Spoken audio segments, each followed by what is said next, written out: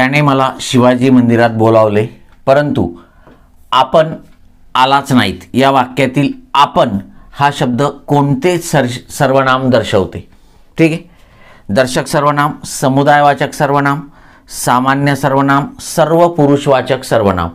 मित्रांनो लक्षात घ्या, आपण याचं उत्तर इथे सर्व पुरुषवाचक सर्वनाम येईल. ठीक आहे. आता आपण थोडंसं विस्तारित, ठीक आहे, याचा विस्तार करून बघूया. बघा, त्याने मला शिवाजी मंदिरात बोलावले परंतु आपण मात्र आलाच नाही.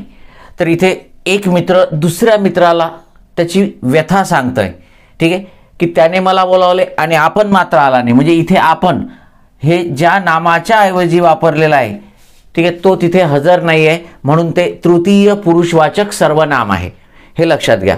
आणि मग एक महत्त्वाची गोष्ट लक्षात घ्या की आपण आणि स्वतः ही दोन सर्वनामं अशी आहेत की ती प्रथम पुरुषवाचक म्हणूनही वापरता येतात, द्वितीय पुरुषवाचक म्हणूनही वापरता येतात आणि तृतीय पुरुषवाचक म्हणून सुद्धा वापरता येतात. आणि म्हणूनच आपण आणि स्वतः या सर्वनामांना सर्व पुरुषवाचक सर्वनामे म्हणतात, कारण ती तीनही पुरुषामध्ये वापरली जातात.